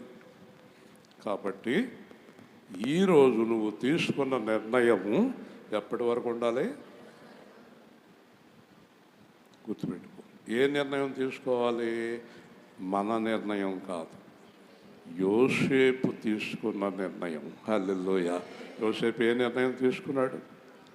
దేవునికి వ్యతిరేకముగా పాపము చేయను. చెప్పండి, అంతే. వెంటనే పైనుంచి ఆశీర్వాదాలు స్పీడు వేగంగా వస్తాయి నీ దగ్గరికి. నీ ఆశీర్వాదం నువ్వే పోగొట్టుకుంటున్నావు. కాబట్టి ప్రతివాడును తన వరుసలో బ్రతికింపబడును. అందరూ చెప్పండి, ప్రతివాడు. మొన్న పాస్టల్ మీటింగ్లో ఎప్సిబా గారు పాడింది విశ్వాస వీరులు. సరే, నేను అన్నాను పాట బాగుంది అంటున్నాడు. నా దగ్గరికి వచ్చి నేను రాశానండి. నేను సాధారణంగా చెప్పను. వెంటనే వచ్చి అందరికీ ఇస్రాయేల్ గారు రాశారంటే అందరూ తప్పట్లు కొట్టారు. ఈ వాక్యాన్ని బట్టే రాశాను. విశ్వాస వీరుల వరుసలో నిలువుమా, విశ్వాస వీరుల వరుసలో నిలువుమా, వాక్య సేవకుల వరుసలో నిలువుమా, వాక్య సేవకుల వరుసలో నిలువుమా, నీకిష్టమైన వారి వరుసలో నిలుపుమా, నీకిష్టమైన వారి వరుసలో నిలుపుమా, యేసు ప్రభో మా రక్షక. ఇక్కడ వరుస, నువ్వు ఏ వరుసలో ఉన్నావు? పరిశుద్ధుల వరుసలోనా, పడిపోయిన వారి వరుసలో? పడిపోయిన వారి వరుసలో ఉంటే బ్రతికింపబడరు, కిందకి వెళ్ళిపోతారు. ఒక ఆయన మా ఇంటికి వచ్చాడు, ప్రార్థన చేస్తానన్నాడు. ప్రార్థన అంటూ రాదు అతను. చెయ్యన్నాను. ప్రభువా నన్ను ముందు గుంపులో పెట్టు. ఆయన ముందు గుంపులో ఉంటాడంట. ప్రార్థన అయిపోయాక అడిగాను, ఏంటా గుంపు అన్నాను. పరలోకంలో యేసు ప్రభు దగ్గర ముందు నుంచి కాడ ఉంటానండి నేను అన్నాడు. 2-3 నేను ఇప్పుడు చెప్తే బాగోదు, 2-3 ప్రశ్నలు వేశాను. అలాగే అక్కడ కుదురుతుంది అంటున్నాడు. నువ్వు అసలు పరలోకంలోనే ఉండవు అన్నాను. దేవుని స్తోత్రం. ప్రార్థన చేసేస్తే ముందు గుంపులోకి వెళ్ళిపోతారా? క్రీస్తు వరుసలో, పౌలు వరుసలో, పేతురు వరుసలో, దానియేలు వరుసలో ఉంటేనే ఆ వరుస అక్కడికి వెళుతుంది. హల్లెలూయా. వారి వరుసలో బ్రతికింపబడుతురు. చూసారా, ప్రతివాడు తన వరుసలో, ఎంత అర్థం ఉందో దానికి. ప్రతివాడు తన వరుసలో. ప్రథమ ఫలము క్రీస్తు. చెప్పండి, మొట్టమొదటిగా బతికిన వాడెవరు? జాగ్రత్తగా వినండి. తరువాత క్రీస్తు వచ్చినప్పుడు వీళ్ళందరూ ఎప్పుడు బతుకుతారు? మధ్యాకాశానికి యేసు వచ్చినప్పుడు వీళ్ళందరూ బ్రతుకుతారు. ఎవరట? అందరూ చెప్పండి నాతో కలిసి, ఆయన వారు బ్రతికింపబడుదురు. అందరూ చెప్పండి. ఆయన వారంటే ఎవరు? ఈ మధ్యన ఒకడు ఊడిపోయాడు. ఆడు ఎవరన్నా వెళ్తే మనోడేనా మనోడేనా మనోడేనా, మనోడు లేదు, ఆడు లేదు, అందరూ వెళ్ళిపోయారు. ఆయన వారు అంటే ఎవరో తెలుసా? క్రీస్తు వారు అంటే ఎవరో తెలుసా? నా వాడు అంటే ఎవరో తెలుసా? దేవుడు అన్నాడు, నా ఇల్లు అంతటిలోనే కదా. ఇశ్రాయేలులో ఇంత విశ్వాసం నేను చూడలేదు. యేసు ప్రభువు ఎవరి నొసటి మీద ముద్ర వేస్తారో వారు ఆయన వారు, ఆయన వారే బ్రతికింపబడుదురు. హల్లెలూయా. అంటే యేసు ప్రభు ఎవరిని ముద్రించాడు? ఎవరిని ముద్రిస్తాడు? ఎవరిని? ఎవరు పెడతాడన్నా? మీకు చాలాసార్లు చెప్పాను, మళ్ళీ చెప్తున్నాను. జయించు వారిని. హల్లెలూయా. ఎవరిని? దేన్ని? దేన్ని కాదు, ఇంకా చాలా ఉన్నాయి. చెప్పమ్మా ప్రసన్నమని. ఇంకా దేన్ని జయించాలి? చెప్పనా? కోపాన్ని, పాపాన్ని, ఈర్ష్యని, ద్వేషాన్ని, డబ్బుని, శరీరాన్ని, నేత్రాశను, జీవపుడంబాన్ని, లోకాన్ని.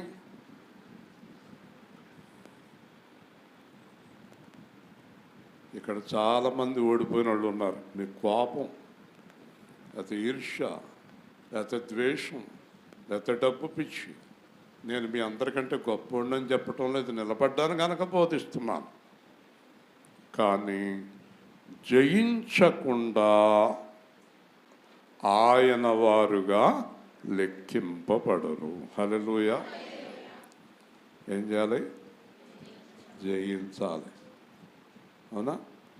మీరందరూ జయించిన వాళ్ళేనా? జయించేశారా? జయించేశారా? నాకు అసలు కోపమే రాదండి. ఒక అతను చెప్పాడంట, అంటే ఇది జోకే, నాకు అసలు కోపమే రాదండి. కోపం వస్తే పోదండి, కోపమే రాదండి, కోపం వస్తే పోదండి. నెలకి ఒకసారి వస్తే నెలంతా కోపంగానే ఉంటానండి. ఈడ కోపాన్ని జయించినోడు, కోపాన్ని జయించిన వాడు ఇతన. ఆయనకి కోపమే లేదు, ఈర్ష్య లేదు, ద్వేషం లేదు, అసూయ లేదు, కక్ష లేదు. ఆయన ప్రేమకు షరతులు లేవు. పొట్టిగా ఉందని లేదు, పొడుగ్గా ఉందని లేదు, నల్లగా ఉన్నాడని లేదు, తెల్లగా ఉన్నాడని లేదు, ఆ కులమని లేదు, ఈ కులమని లేదు, వెర్రివాడని లేడు, తెలివైనోడని లేదు, పేదవారని లేదు, ధనికులని లేదు, దుర్మార్గులని లేదు, మంచివారని లేదు, అందరినీ ప్రేమిస్తాడు ఆయన. హల్లెలూయా. అది ఆయన హృదయం.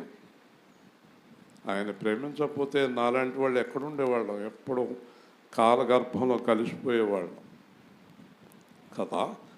ఆయన వారు బ్రతికింపబడుదురు. అటు తర్వాత ఆధిపత్యము, అధికారము, బలము కొట్టివేసి దేవునికి రాజ్యము అప్పగించును. అప్పుడు అంతము. అంతం ఎప్పుడు వస్తుంది? యేసు ప్రభు మనందరినీ తీసుకెళ్ళి దేవుడికి అప్పచెప్పేశాక అంతం వచ్చేస్తుంది. అంతం అంటే ఏంటి తెలుసా మీకు? అంతము అంటే ఏంటో తెలుసా? ఫినిష్ అయిపోయింది. ఏమైపోయింది? భూమి లేదు, ఆకాశం లేదు, పంచిపోతాలు లేవు, ఏమీ లేవు. అన్నీ చుట్టుకొన్నట్టు వెళ్ళిపోతాయి. హల్లెలూయా. ఏమీ ఉండదు, ఇంకా శూన్యం. అగాధ జలములపైన అల్లాడిన ఆత్మ ఉంటాడు. చూసారా? వింటున్నారా? ఇదంతా వెళ్ళిపోతుంది. అందుకే బైబిల్ చెప్పింది, క్రొత్త ఆకాశము, క్రొత్త భూమి, దానిలో నీతి నివసించును. హల్లెలూయా. ఇప్పుడు నేను చెప్పదలుచుకున్న మాట తొందరగా ముగిస్తాను. అదేంటంటే, ఇవన్నీ వెళ్ళిపోయి, ఇవన్నీ పాడైపోయి, ఇవన్నీ ముట్టుకుంటే పాడైపోతాయి. ఇవన్నీ పాడైపోయాయి, ఇదంతా పాడైపోయేది, ఇదంతా ఊడిపోయేది. కళ్ళు మసకబారిపోతున్నాయి, శరీరంలో ప్రతి అవయవము ఊడిపోతుంది, నశించిపోతుంది కదా. నీ దగ్గర ఎంత డబ్బు ఉన్నా, ఎన్ని కోట్ల ధనము ఉన్నా, ఊడిపోయిన ఒక అవయవాన్ని తిరిగి అతికించే అవకాశమే లేదు. హల్లెలూయా కదా. మరి ఇలాంటి జీవితం మీద నువ్వు ప్రేమ పెంచుకొని ఆ జీవితాన్ని ఎందుకు విడిచిపెడుతున్నావు? ఈ జీవితం మీద నీకు ఎంత ప్రేమ ఎందుకు? ఎంత ప్రేమ ఉన్నా వెళ్ళిపోతున్నావు కదా. ఒక ఆయన బీరువా తీసుకెళ్ళి తాళం చేసి చూపించాడు నాకు. చూడండి ఇస్రాయేల్ గారు బీరువా ఎలా ఉందని, చాలా బాగుందన్న. తాళం తీశాడు, తాళం ఎలా తిప్పాడు చూశాడు నా వంక. తాళం తిప్పితే మన బీరువాలు ఎలా తాళం తిప్పితే వచ్చేస్తే రాలేదు. 15 సార్లు తిప్పాడు తాళం, మొత్తం మీద బీరువా వచ్చింది.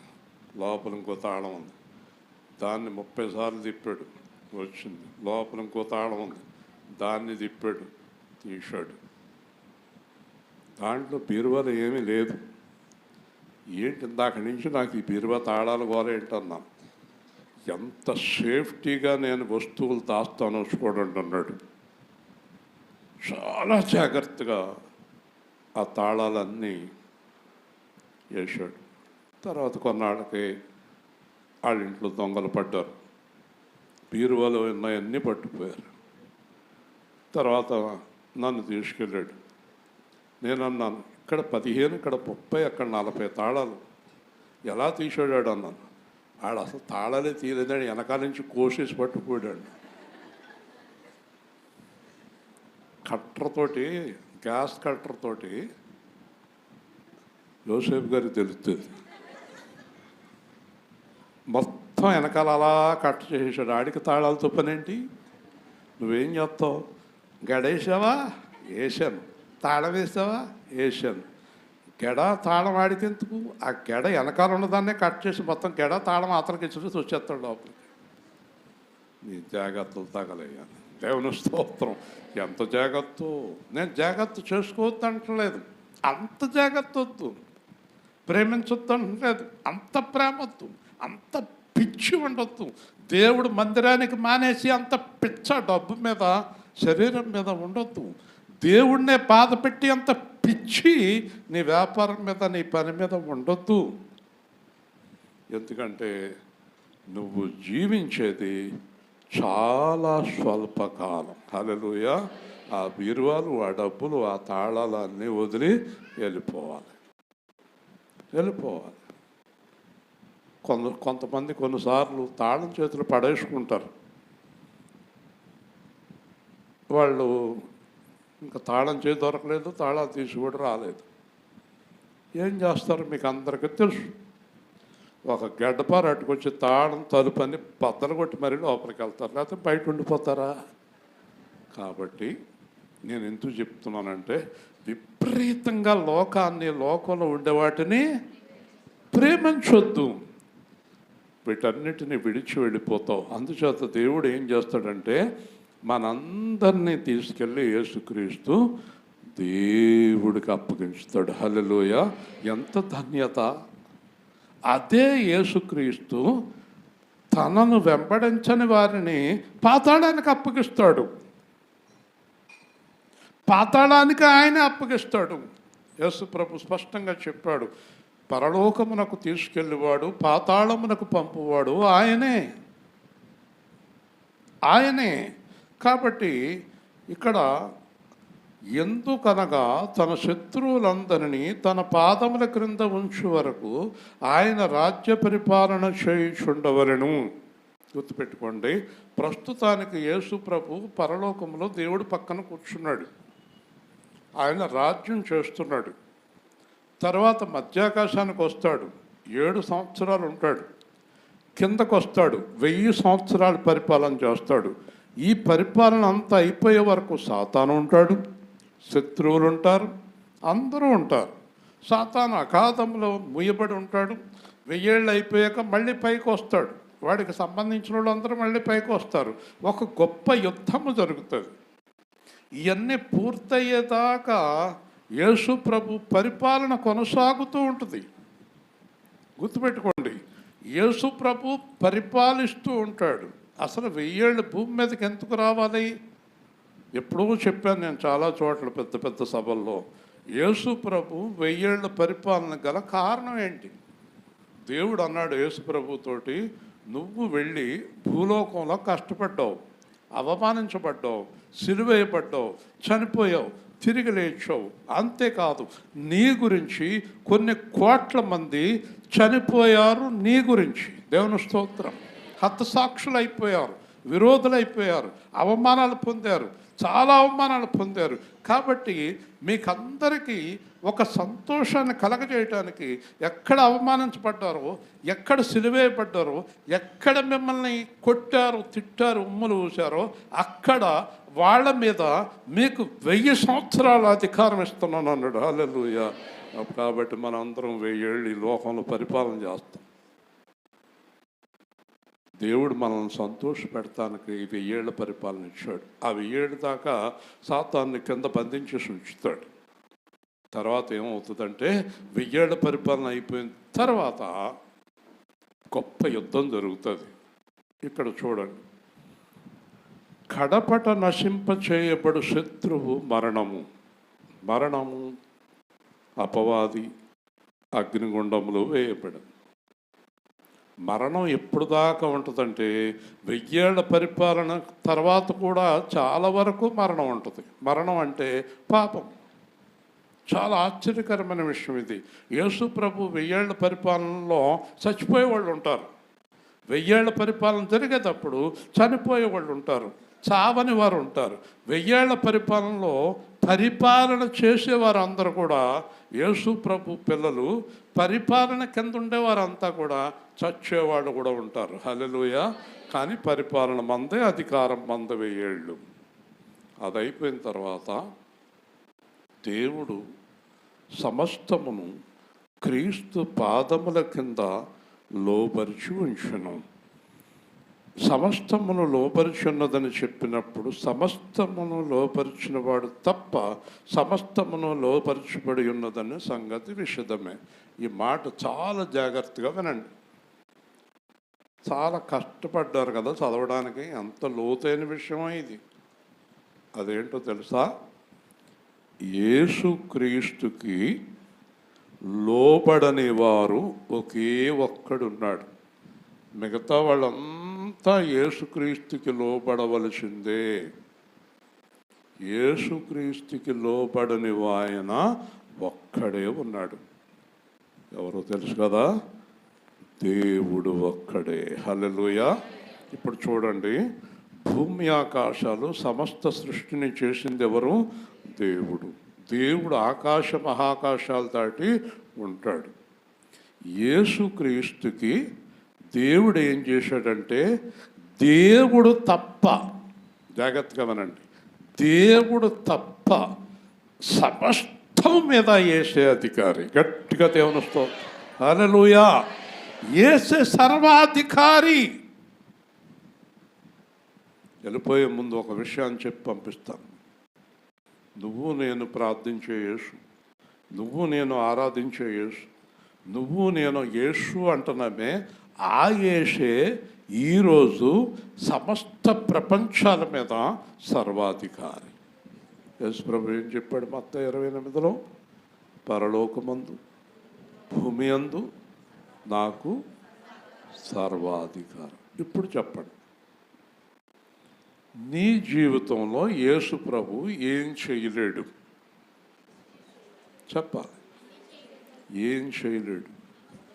అందరూ చెప్పాలి. ఏదైనా గుర్తుపెట్టుకోండి. మన జీవితంలో చాలామంది ఆయన ద్వారా ఏమీ పొందుకోలేకపోతున్నాం. ఎందుచేత? చాలామంది ఏదైనా చేయగలిగిన యేసు మనకుండగా ఏమీ పొందుకోని జీవితాలు మనకెందుకు వచ్చినాయి? ఒకే ఒక్కటి చెప్పాడు కదా, పాత నిబంధనలు లేవు, కొత్త నిబంధనలు లేవు. నీ ఇష్టం, నీ ఇష్టం. ఇక్కడ కూర్చున్నాను చెప్పు, తప్పదు, బాగోదు.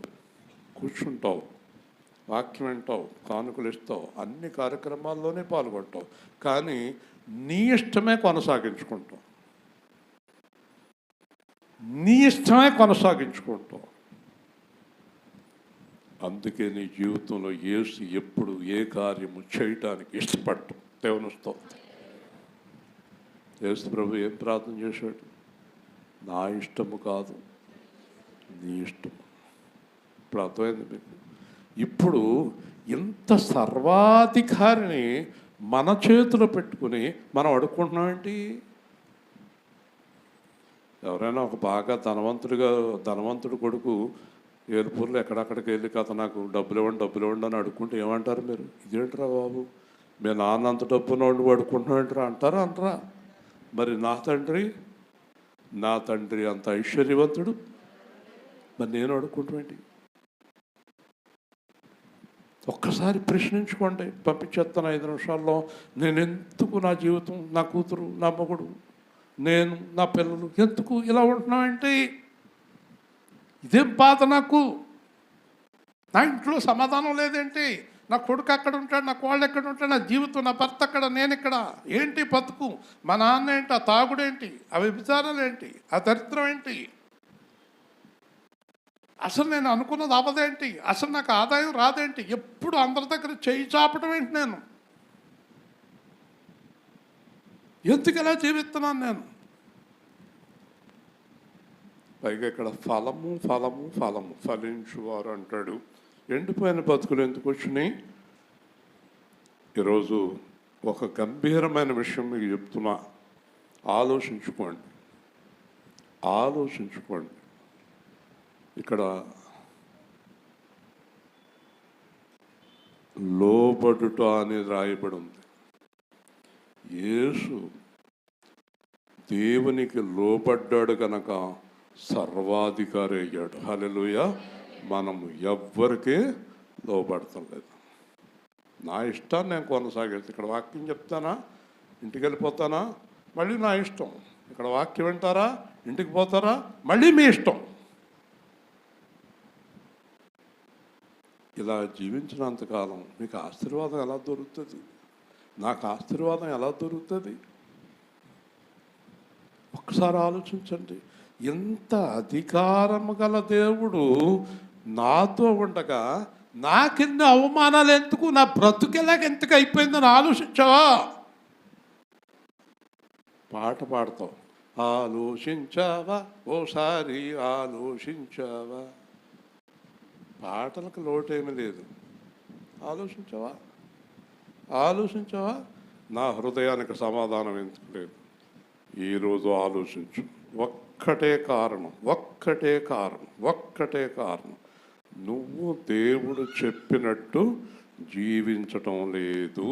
దేవుని స్తోత్రం. కాంచేపు జీవించినట్టున్నా మళ్ళీ సైడ్కి వెళ్ళిపోతున్నా, ఈ దరిద్రపు హృదయం పక్కకే లాగేస్తుంది. ఎంత నిద్ర వచ్చేస్తుంది ఎప్సిబా గారికి. ఈ హృదయం పక్కకు లాగేస్తుంది. ఇందాక అన్నాడు కదా, నేను పరిశుద్ధంగా ఉండాలని అనుకుంటున్నాను కానీ ఉండలేకపోతున్నాను, ప్రభువు క్షమించు. నేను పరిశుద్ధంగా ఉండాలనుకుంటున్నాను కానీ ఉండలేకపోతున్నాను, ప్రభువా క్షమించు అన్న వెంటనే యేసు ప్రభు కుమారుడా నేను అందుకే ఏమీ చేయలేకపోతున్నాను. అయిపోయిందా? ఎప్పుడైతే నువ్వు నేను పరిశుద్ధంగా జీవిస్తున్నానంటావో ఇదిగో చేస్తున్నానంటాడు. హల్లెలూయా. గట్టిగా దేవుడి దగ్గర నుంచి కార్యం పొందుకోవాలంటే నువ్వు పడిపోకూడదు. యోసేపులాగా నిలబడాలి. అందుకే యోసేపు ఏమయ్యాడు? మహారాజు అయ్యాడు. హల్లెలూయా. దేవుడు నిన్ను హెచ్చించును. ఒక మాట చెప్తాను, గుర్తుపెట్టుకోండి. బైబిల్లో నిన్ను తలగా చేస్తాను, అప్పు చెయ్యవు, చెయ్యి చాపవు, కన్నీరు కార్చవు, దుఃఖపడవు, నీకు సంతోషము సమాధానం కలుగుతుంది, నువ్వు 10 మందిని పోషిస్తావు, నువ్వెప్పుడు ఎవరి మీద ఆధారపడవు. ఎన్ని వాగ్దానాలు ఉన్నాయి మనకి, ఎందుకు నెరవేరడం లేదు అని మీరు ప్రశ్నించుకుని ఇంటికి వెళ్ళి మీకు తెలుసు, నాకు తెలుసు ఏ విషయంలో తప్పిపోతున్నామో మనందరికీ తెలుసు. దేవుని స్తోత్రం. తెలీదా? ఏ విషయంలో తప్పిపోతున్నామో ఆ విషయాన్ని సరిచేసుకుని, కాబట్టి మరియు సమస్తము ఆయనకు లోపరచబడినప్పుడు దేవుడు సర్వము నిమిత్తము కుమారుడు తనకు సమస్తములో లోపరిచిన దేవునికి తానే లోబడును. మొత్తం అన్ని కార్యక్రమాలు పూర్తయిన తర్వాత, ఆయనకి దేవుడిచ్చిన పనులన్నీ పూర్తయిన తర్వాత, మొత్తం అన్నీ పూర్తి చేసి దేవుడి దగ్గరికి వెళ్ళి పరలోకంలో నిలబడతాడు యేసు. నిలబడి, తండ్రి చేయుటకు నీవిచ్చిన కార్యములన్నీ సమాప్తము చేసి తిని, హల్లెలూయా, సమాప్తము చేశానని చెప్పి ఆయన దేవుడిలోనికి వెళ్ళి కలుస్తాడు. హల్లెలూయా. చూసారా ఎప్పుడు వెళ్ళాడు దేవుడి దగ్గరికి? ఎప్పుడు వెళ్ళాడు? దేవుడు చెప్పిన పనులన్నీ పూర్తి చేసి వెళ్ళాడా? పూర్తి చేయకుండా వెళ్ళాడా? మళ్ళీ చెప్పాలి, మన మీద ఆ బాధ్యత లేదా? దేవుడు చెప్పిన పని మనం పూర్తి చేయొద్దా? ఏంటా పూర్తి చేయటం ఏంటో తెలుసా? ఒకే మాట చెప్పి ప్రార్థన చేస్తాను, నేను ఇక మీదట పరలోకాన్ని వెళుతున్నాను, నా పనులన్నీ పూర్తి చేశాను, నా కొరకు జీవ కిరీటం ఉన్నది. హల్లెలూయా. ఎవరు చెప్పారు? బైబిల్లో ఎవరు చెప్పారు? పౌలు చెప్పాడు. నా కొరకు దేవకిరీటం, ఎందుకంటే నా పనులన్నీ నేను పూర్తి చేశాను. ఎవరు చెప్తారన్నమాట? మనలో ఎవరు చెప్పగలమన్నమాట? యేసుక్రీస్తులాగా, పౌలులాగా జీవించిన వాళ్ళే చెప్పగలుగుతారు. జీవించలేని వాళ్ళు నేను పనులన్నీ పూర్తి చేశానంటే ఒప్పుకుంటాడా దేవుడు? ఒప్పుకోడు కదా. కాబట్టి మీరందరూ దేవుడి దగ్గర ప్రతిరోజు ఏం చెప్పాలంటే, రాత్రి పడుకునే పోయే ముందు, తండ్రి ఈరోజు ఉదయం నుండి రాత్రి వరకు నేను నీకు వ్యతిరేకముగా జీవించలేదు. దేవుని స్తోత్రం. ఉదయం లేచి, తండ్రి ఈరోజు సాయంత్రం వరకు నేను నీకు వ్యతిరేకంగా జీవించను. ఇలాగ మీరు బ్రతుకున్నంతకాలం జీవింతే మీరు దేవుడి దగ్గర చెప్పొచ్చు, నీవు నాకు ఇచ్చిన రక్షణ నేను చివరి వరకు కాపాడుకున్నాను. హల్లెలూయా. ఇలాగ మీరు ప్రతిరోజు మీ జీవితకాలం అంతా ఈ రక్షణ కనుక కాపాడుకోగలిగితే మనమందరము యేసుక్రీస్తు రాజ్యంలో స్థిరమైపోతాము. అదే ప్రార్థన చేయండి, మీరు ఏ ప్రార్థన చేయకండి. అదే ప్రార్థన, అదే ప్రార్థన, అదే ప్రార్థన. తండ్రి ఈరోజు ఉదయం నుంచి నేను మీకు వ్యతిరేకమైన పని ఏది చేయలేదు. అలాగే రాత్రికి, తండ్రి నేను మీకు వ్యతిరేకమైన పని చేయకూడదని నిర్ణయించుకున్నాను. ప్రతిరోజు మరణం వరకు, ఎందుకంటే మనకు మరణం ఎప్పుడు వస్తుందో తెలియదు, యేసు ఎప్పుడు వస్తాడో తెలియదు. దరిద్ర ప్రార్థన చేయొద్దు. ప్రభువా నేను ఉండాలనుకున్నాను, ఉండలేకపోయాను, పడిపోయాననే దరిద్ర ప్రార్థన కట్టిపెట్టి ఇంకా చేయక ప్రార్థన. ఇక నుంచి నేను నీ కృప వలన, నీ దయ వలన ఈరోజు నేను పాపం చేయలేదు, నీకు వ్యతిరేకమైన పని ఏది చేయలేదు అని ప్రతిరోజు రాత్రి తెల్లవారుజామున దేవుడితో చెప్పగలుగుదాం. ఆదివారం సంఘంలో ధైర్యంగా నిలబడి, తండ్రి ఈ వారంలో నేను మీకు వ్యతిరేకమైన పని ఏది చేయలేదు అని చెప్పగలుగుదాం. అలాగా చెప్పగలుగుతూ చివరిదాకా జీవించినప్పుడు ఖచ్చితంగా జీవకిరీటం అనుగ్రహింపబడుతుంది. జయించిన వారిలో మనం ఉండగలుగుతాం. తండ్రి మేమందరం అలా జీవించాలని ఆశపడుతున్నాం. మీ ఆత్మ ద్వారా మాకు సహాయం చేయండి. యేసు నామములో ప్రార్థిస్తున్నాము. ఆమేన్. మంచిదండి. 20వ తారీఖు శనివారం కత్తోపాడు వారు ఇక్కడ ఉపవాస ప్రార్థన పెట్టుకున్నారు. 9 గంటలకు రండి, 2 గంటలకు విడిచిపెడతాను. శనివారం 20వ తారీఖు మర్చిపోకండి.